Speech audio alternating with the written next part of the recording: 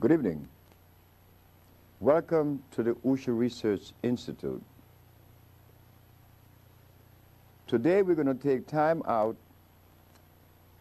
to clarify much of the misconceptions and misunderstanding about healing and nutrition. The Usha Research Institute has selected Dr. Sebi, your brother and servant, to come and deliver this message, because there seems to be a little bit of problem with many of us that are looking for health and nutrition. We have visited many philosophies. We have visited the Ayurvedic, the yin-yang, the macrobiotic, the allopathic, and the homeopathic. It seems as though we are running around in circles. So we took time out to clarify that which has been made difficult to understand or complex. Today, our talk, our lecture, and this particular segment is called The Reconnection. Reconnection to what? The reconnection to life. It has now been 400 years since society has been introducing a particular method of healing that have yet to complement us in a way that we would like for it to afford us. But as we all know, that everything begins and ends with God, the Creator. So one could easily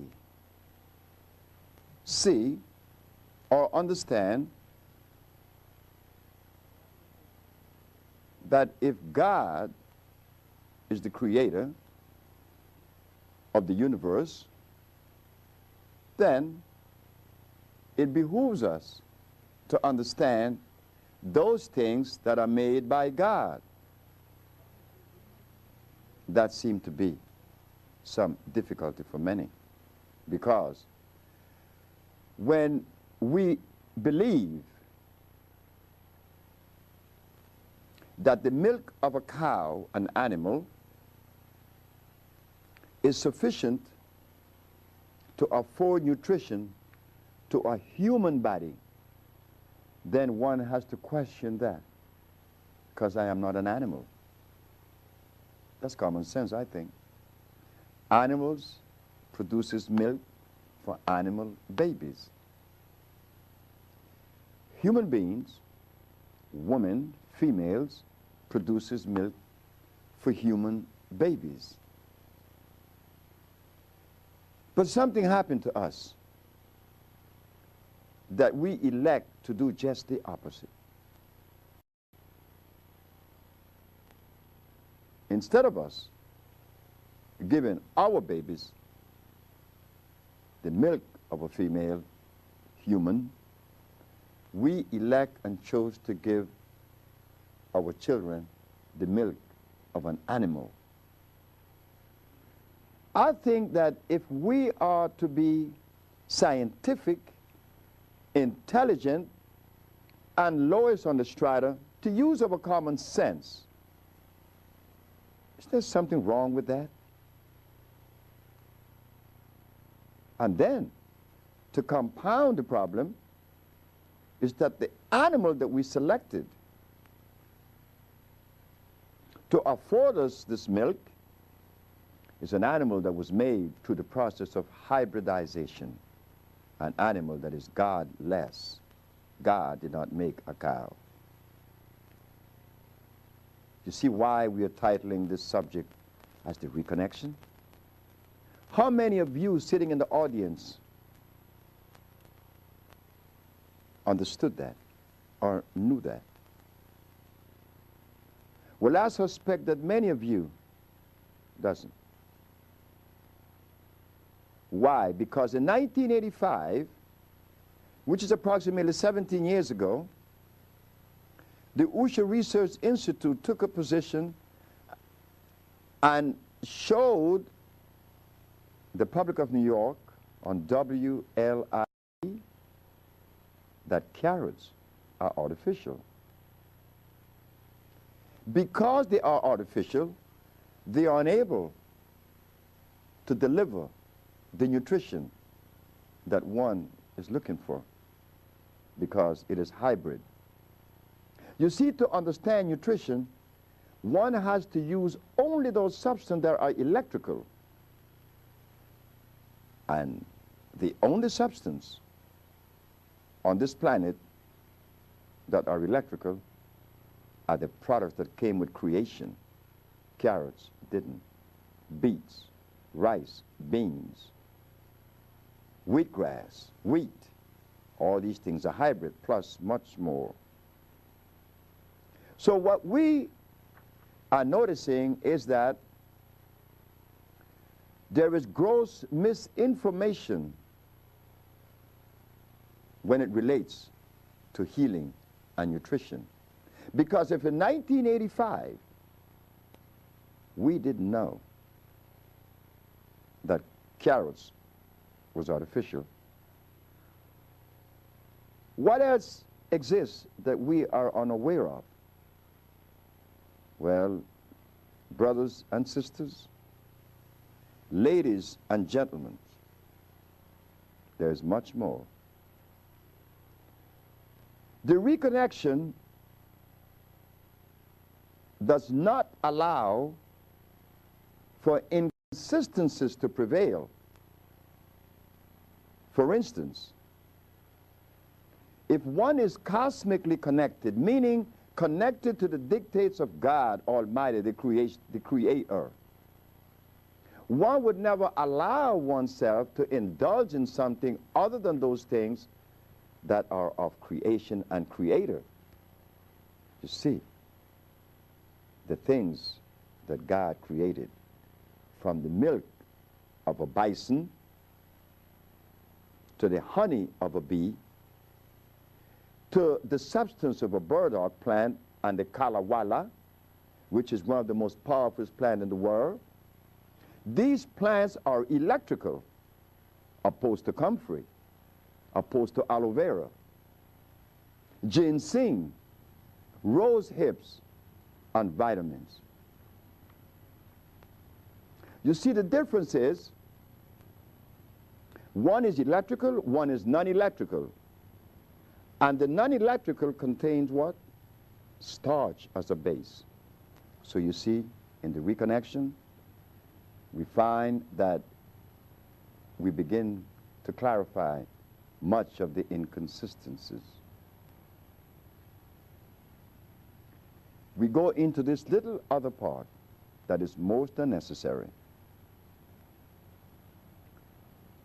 In the year of 1985, the Usher Research Institute placed an ad in the Village Voice, the Amsterdam News, and the New York Post that AIDS has been cured by the Usher Research Institute. And we specialize in cures for sickle cell, lupus, herpes, blindness, cancer, insanity, impotence, and others. When the Attorney General saw this ad, he could not, under any circumstances, accept that this ad was representing something that was accomplished. According to him, this could not be true. But what the Attorney General of New York didn't know about those of us who are members of the Usher Research Institute is that we were aware that until that day of September of 1985, we were aware that until that date, September of 1985, there's no record. There are no records showing that someone somewhere on this planet had cured these diseases that before mentioned. So how could the Attorney General, Mr. Robert Abrams of New York, could have believed that this was possible? Now, it became a thing of confrontation, which was unnecessary. We said that this is the reconnection. But in the reconnection, we find carbon that we have yet to understand or to study carbon. We are told that melanin is what makes pigmentation the color that it is. We have been fed melanin like we have been fed protein, like we have been fed vitamins and enzymes. These are words that we have yet to dissect and to understand the meaning and their function. Well, in the reconnection, we find that carbon is the determining factor in reference to life. The higher the concentration of carbon, the higher the quality of life. When carbon is absent, life is also absent. Biochemistry supports our position. Biochemistry shows that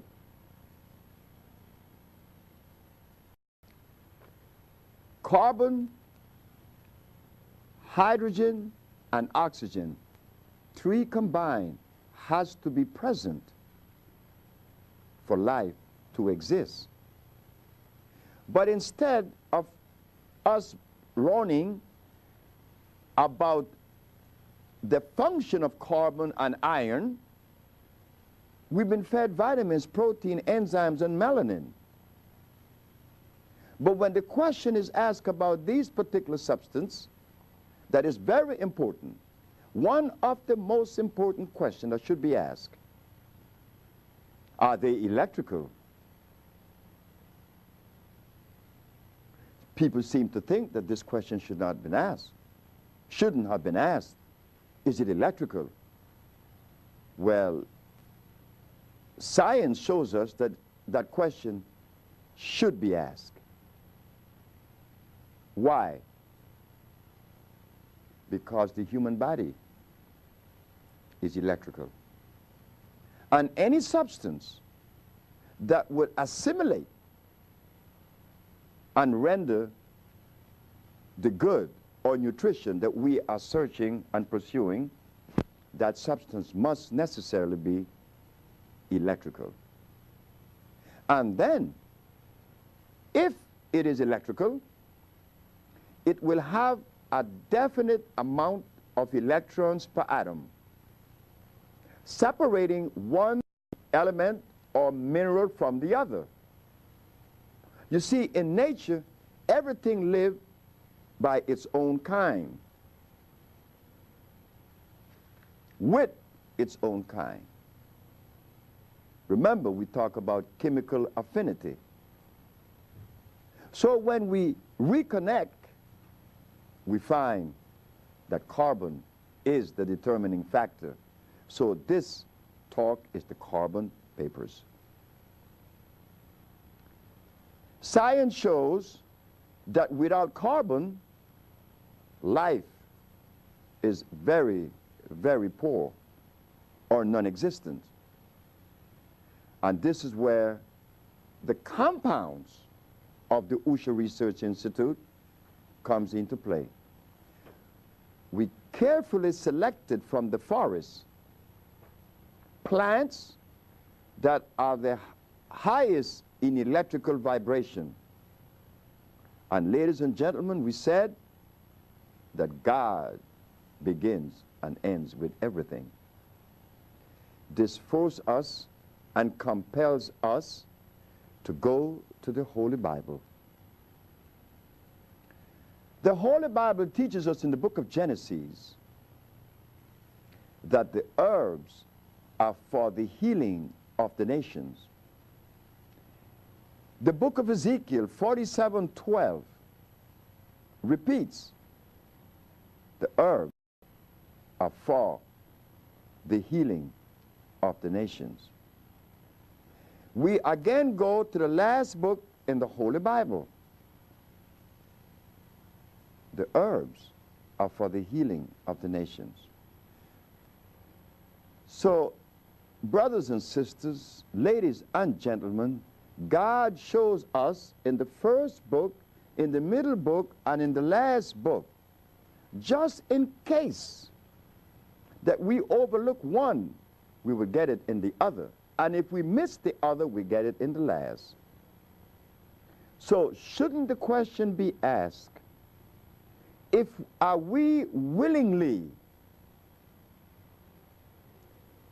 neglecting God and disobeying the mandate of God? Are we doing that willfully, knowing that this is one of the greatest violations? We talk about being obedient. Of course. It is obedience that gets us the things from the Almighty that we so desire. But how many of us are obedient to that dictate? Very few of us. I hope that I'm one of them. It says in the Bible that the herbs are for the healing of the nations. Should we go back into history a little bit and revisit Mr. Hippocrates, the father of medicine? We're not going to mention Imhotep I because there's problem with Imhotep. The reason why we say that there's problem with Imhotep I is because he was the first to open the human body. If the human body was made to be open, it would have a zip on it. It doesn't have a zip on it. It was not made to be open. But we are going to overlook Mr. Imhotep I from Egypt in the first dynasty. We're going to skip over this man and we're going to go to Hippocrates. And maybe Hippocrates would shed light on what we are now expounding on. Hippocrates lived 365 years before Christ was born. This man cured every disease known to man. Hippocrates did. Long before Jesus was born, he was healing every disease. So when we say that only Jesus heals, no, we should say that only God heals, because Hippocrates was here 300 years before Christ was born. But Hippocrates, like Jesus Christ, was obedient to the dictates of God Almighty. Hippocrates cured every disease by using what? Herbs or chemicals? We find that Mr. Hippocrates didn't use any chemicals because there weren't any at that time. He used only herbs. And at the time of Hippocrates, there were no such thing as aloe vera, comfrey, peppermint. There was already garlic. That was made by the Egyptian. But we know that by the Egyptian history, that those people were a little bit confused because they were a product also of hybridization and cross-pollination. Uneven yoke. History shows that the Egyptians were a crossbred of African, Persian, and Greek. that confuses things a little bit. You see, when things are complete, their molecular structure is complete, and they function in accordance with life. But when you interfere and bring three different vibrations together, that in itself shows us there is confusion. So Mr. Hippocrates obeyed the laws of life and the dictates of God. He cured every disease. Now the question should be asked, if I'm a physician that went through the discipline and took the Hippocratic oath, well, if I took the Hippocratic oath, I am supposed to follow the precepts of Hippocrates. But why are we using chemicals today? Oh, that went by, and understandably so. All these violations in reference to healing and nutrition is occurring now. We're not eating electric food. We are eating things that were made by man in a laboratory. Since Mr. Hippocrates showed the world that the herbs really work, that particular modality or philosophy perspective continued until the year of 1729 by Mr. Claudio Galeno. He is considered to be the last of the natural scientists, and that is a fact.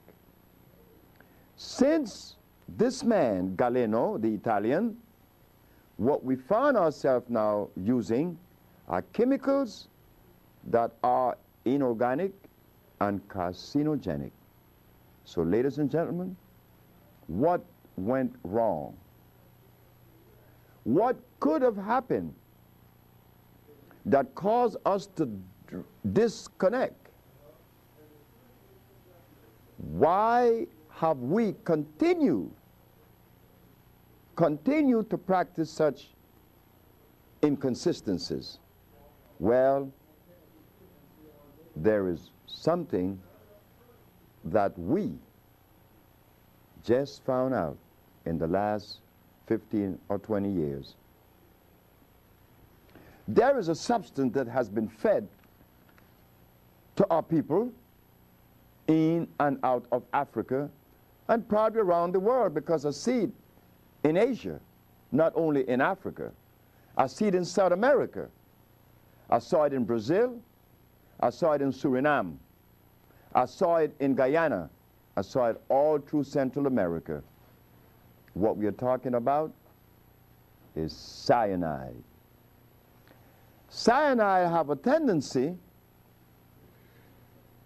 to interfere with brain waves, vibration, or hormonal message.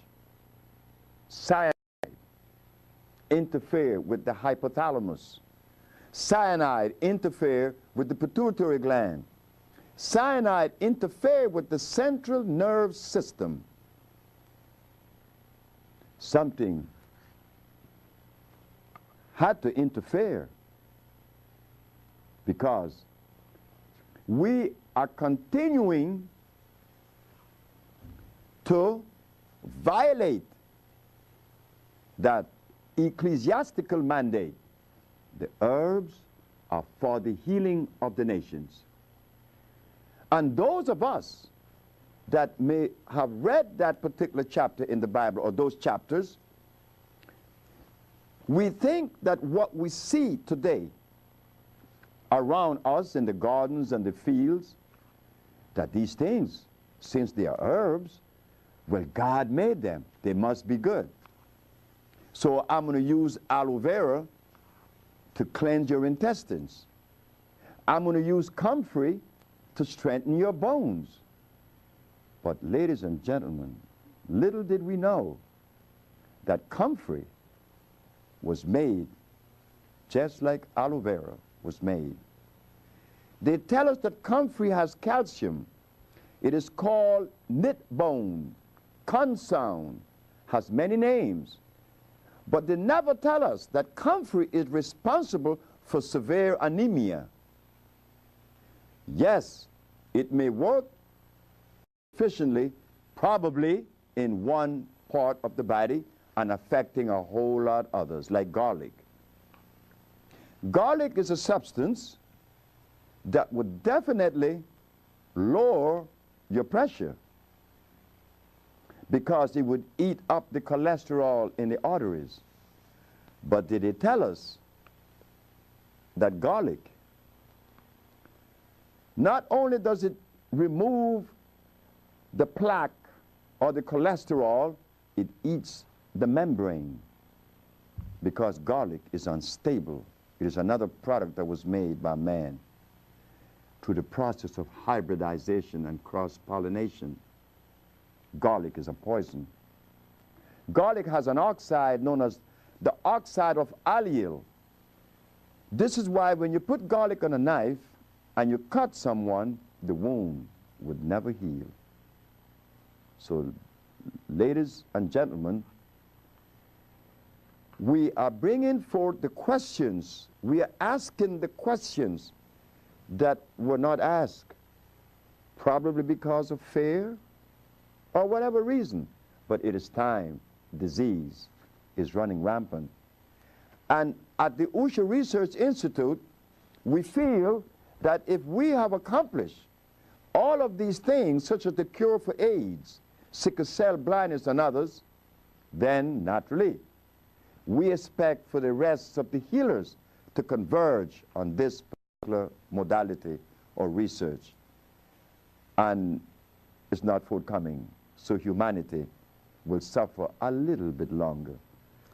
So we want now for you to understand that we are separating that which is hybrid from that which is natural. And thank you very much, and we will come to the next segment.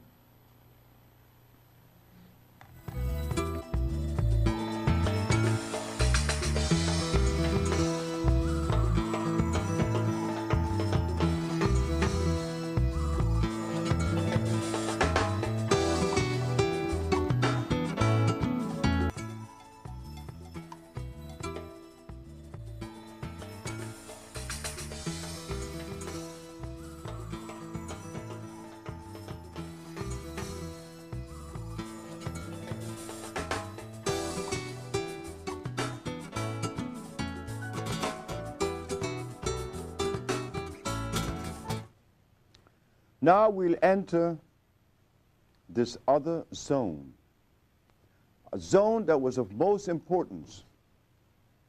Yet our historian, our anthropologists, our archaeologists, our geneticists fail to bring forth and analyze and recognize, not to mention our ecclesiasticians. I could talk about my brother. My brother was a preacher for 30 years. He ate everything that God didn't make. And when he got sick, Pastor Gale took his body to the physicians. So we should ask the question, this man that preached the gospel for 30 years, once finding himself sick, elected and chose to turn his back on God and go to get a chemical that was made in a laboratory. We find that cyanide is so powerful. Cyanide would have you acting against yourself, not to mention the Creator. He has no place in life today. Because if the Creator had a place in our life today, as much as we would like for it to be, then most certainly we would not be drinking carrot juice and wheatgrass juice. We would not be eating a cow that was made by a laboratory. So there we find that violation is surmounting, right? A whole lot of it because of the cyanide. So we go back to the geneticists. Genetics plays a most important role. Why? Because when God made things, animals and plant, human beings, just name all species of living things. He placed the gorilla in Africa and the polar bear in Alaska. If you think that God made a mistake, all you have to do is to put each animal in the opposite environment that God made for it. Like the gorilla. Place him in Alaska. You will find that he would die with pneumonia in less than a fortnight. Place the polar bear in Africa. You would find that he would succumb to the heat. It's unbearable because his cells were not designed to live in an environment so hostile as the one in the Serengeti Plain, which is hot. Likewise, the gorilla would say that the environment of the polar bear is hostile to his cellular structure. And what about the food of the gorilla? And the food of the polar bear? Where we find that the food of the gorilla are berries, plants, and leaves, fruits. The diet of the polar bear, on the other hand, is flesh and blood.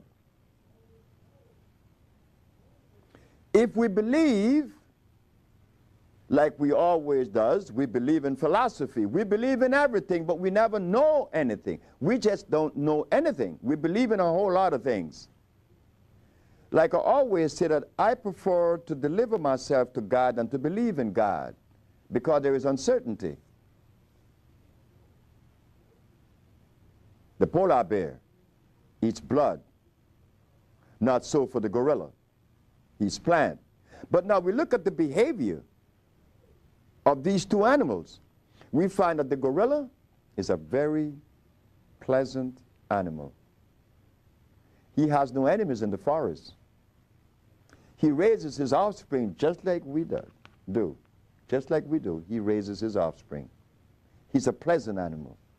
Not so for the polar bear. This animal eats blood. He has to kill to live, because blood compels that animal to be vicious and savage, so he eats blood. We go to the birds. The eagle is a bird, so is a buzzard, and so is a hummingbird. That's a bird too. But the hummingbird, like the gorilla, he likes to indulge in the nectar of the plants. He have nothing to do with blood. He sucks the nectar from the plant. He's a very beautiful little bird. He's very gentle. Not so for the eagle. The eagle, on the other hand, eats blood, eats rats, eats snakes. But look at the disposition of the eagle and that of the polar bear, opposed to the hummingbird and the gorilla. We begin to see a biochemical interference.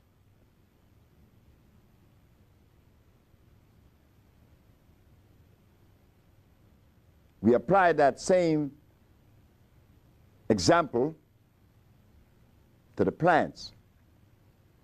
Ladies and gentlemen, Many of you that are acquainted with plants, like the burdock, the yellow dock, those are only two, the Virginia snake root. Those of you that are not acquainted with the plants in the tropics, the demagagua, the kalawala, the cypress, these are powerful plants. These plants are responsible for us at the Usha Research Institute reversing these pathologies or diseases. So you find that these plants also does not live in an environment that is inconsistent with their cellular and genetical structure. You will never find kalawala grown in Canada, nor cypress, nor demagagua. That you will never find. Like you will never find the burdock in Central America, because these plants, the kalawala, the demagagua, and the cypress, are plant that grows in the tropical region of the planet. You will never find those plants in America. Likewise, you will never find yellow dock, burdock, or even the one shepherd purse in Central America, because the climatic condition is inconsistent with the existence of those plants. So as we take a very close look at plants and animals, we find that they have to obey a cosmic arrangement, a life procession that has maintained throughout creation. Does that apply to humans? The answer should be yes. When God placed each group, whether Eskimo, Chinese, Europeans, Native Americans, and Africans, we were placed in different geographical locations with a food that is consistent with the cellular structure that we represent. So in 1988,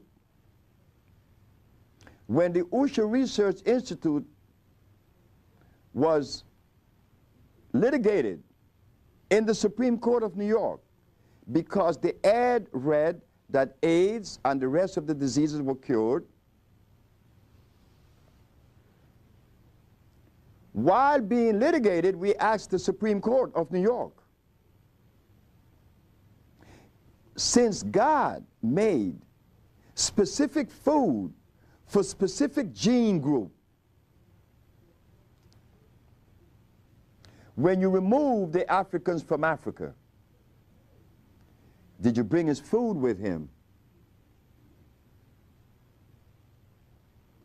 The answer was no.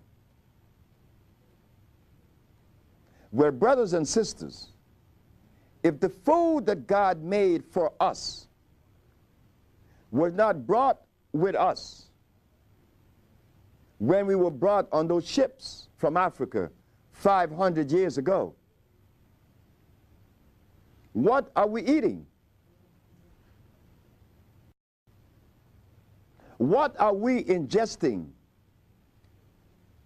And whatever we are ingesting, did our archaeologists, paleontologists, historians, or Egyptologists, did they take time out to ask about the food that would maintain my hormones, my central nerve system in perfect working condition? No, they didn't ask these questions. This was never even thought of. They went on to tell us about Plato, the philosophers, Plato, Aristotle, Diogenes, as if though that matters. The archaeologists were telling us about the various fossils that was found in Egypt 10 million years ago. The others, the historian, they talk about what took place in Africa so many hundreds of thousands of years ago. But never did one said that he found, or that they found, a food that is consistent with our cellular structure. And that is of most importance. You see, brothers and sisters, ladies and gentlemen,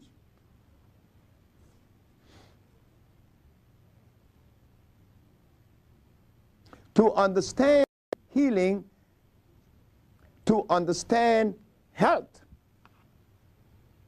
one has to be very extremely careful, because each group depends on different food. So while they was talking to us and forcing us, I remember the conversation, oh, this group of people, they are dead. Black people are dead. No, black people are not dead. Black people are not ignorant. Black people has been misinformed. So since our food was not brought on those ships, we are eating something that offends our biology. And in offending our biology, it offends our thinking pattern. This is why we are vulnerable to the discretion of many. Yes, we are. You know, it's like putting gasoline in a diesel motor. It's not going to run. It just can't run. So, in placing the fuel that is improper for that engine, we find that there is problems. And what do you think is happening to us? Could we dialogue and make sense? It's difficult today. Cyanide has played such an important role in detouring that thinking pattern. And we have been so resistant that if we are told that Africa holds the secret to our health and our existence, we would quickly deny that there is a connection when deep down the Creator placed us in Africa with a food that is consistent with us. Now we find ourselves angry. Our children, very angry. They are born nervous. There is such thing as ADD, attention deficit disorder. There's also the undermining, the little untruths that we tell each others, the impatience, the love, that's been gone. Love is out the window. Because it would be impossible for us to love ourselves first while ingesting cyanide. It confuses thought pattern. It disarranges the central nervous system, and one finds himself very angry. I know, I experienced that. So what we did, after understanding that these things were not forthcoming, we decided to travel the world, once arriving at the understanding that when God does things, it should be respected. We went to Africa, Central and South America. We find the tropical plants, we put them together, and this is what we found. That there is only one disease, and that was said for the first time to the Supreme Court of New York in 1988, that there is only one disease. That one disease that is afflicting us is the basis for all manifestations of pathology.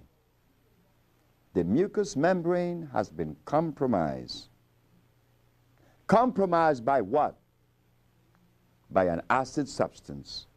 You see, our body are alkali. The food should be alkali.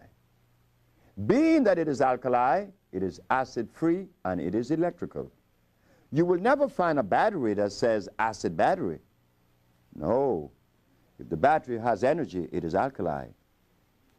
So at the Usha Research Institute, we took the painstaking task of compounding these products that you know today as natural vegetation cell food, which assimilates immediately. Natural vegetation cell food, which will nourish the body and render the electricity that the body really needs to maintain that vibration, that vibrance, that energy, that livelihood, that sight, that life quality. Now that we find ourselves at this juncture, what do? Well, like I said, it is our duty. It is not the duty of the European race, the Chinese, the Eskimo, the Indian people from India. That was our responsibility. So this is why we put together a food for the blood. We call it Maya. That is our trademark. In that Maya, you find many, many herbs that addresses the blood plasma. We also, in the same therapeutical package, we put together a compound for the bones. We call it Fucus. Fucus is a compound with sea moss and bladderwrack. That was put together proportionally balanced to strengthen the calcium cells. We put together another compound for the central nerve system. We know that the central nerve system depends on what? The central nerve system depends on copper and carbon. Why? Because the brain is copper and carbon. It produces electricity. If you were to visit an electrical plant, whether in Nevada or in your automobile, just open your generator. The piece of equipment in your car that produces the electricity that lights your whole dashboard and your headlights. When you open that generator, all you find is a copper wheel that is turning and some carbon brush rubbing against it. The friction of copper and carbon produces electricity. That I was able to extrapolate from Mr. Benjamin Banneker. It was then that I realized that for me to adequately nourish the brain, I had to find those substances. And I could only find them in certain places of the planet. I find them in the King Keliba in Africa. I find them also in the Marula. I find them in the Popa. This is what we put together recently, is the African formula. The African formula has a tendency to change your life in the matter of minutes because it addresses every part of you. The other compound that we put together is a salve. This is a salve that has addressed many, many skin problems. Pain in a matter of minutes.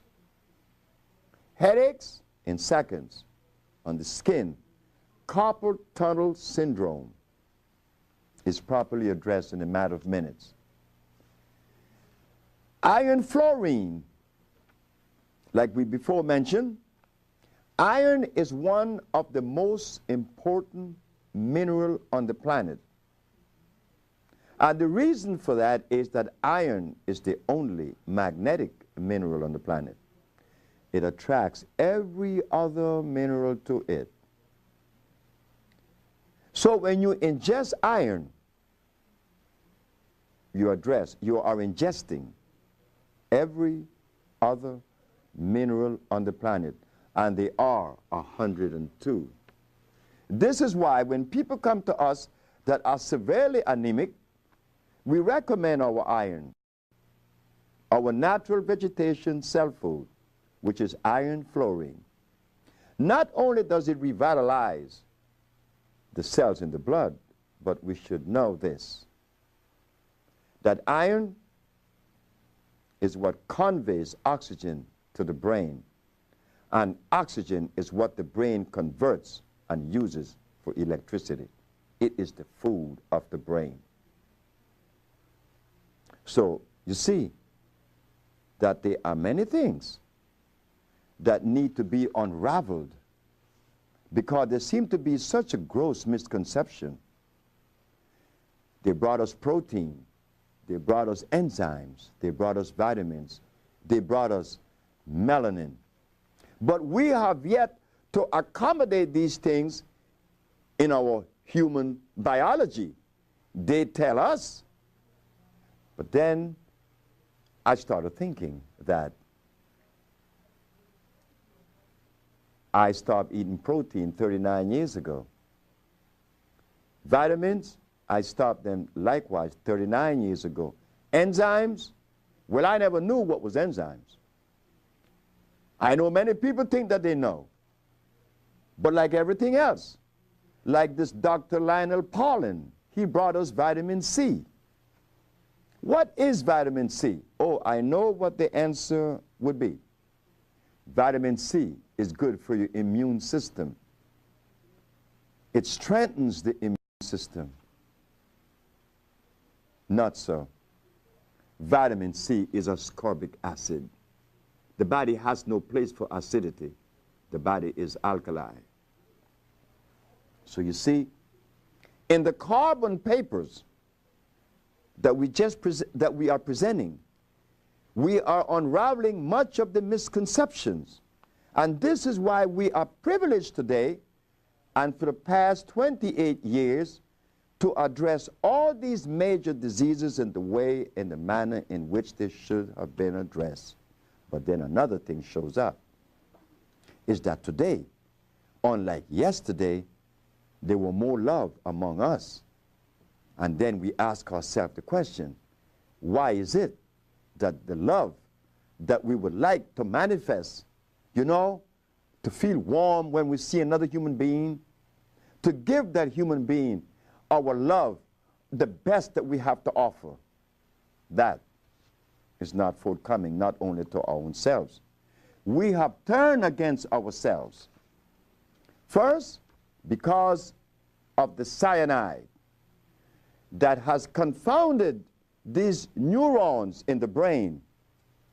Cyanide. The other is that we have been listening to philosophy instead of God. And in so doing, we neglect ourselves. Once we have neglected ourselves and deprived ourselves because of this intervention of cyanide and philosophy, we find that we too become confused, and then it is difficult for us to give the love that we should give ourselves to others. It's not forthcoming because cyanide is interfering. We are looking outside of ourselves for the answer. Of course we are. We were trained to look outside of ourselves, but the answer was always within. So, myself, I was raised as a Christian, and I became a Muslim. I learned from both religions. Unlike many, they found a need to criticize one or the other. I criticize no one. I may question the philosophy of many, but not to criticize. Ladies and gentlemen, it gave me much pleasure to introduce today the first chapter in the carbon papers, and I assure you that if the things that we have expounded on are put into practice, yes, rewards will be seen immediately. And now, I thank you so very much. I love you, and we will always afford you our natural vegetation self-food. And I thank you so very much. Your brother, servant, Dr. Sebi.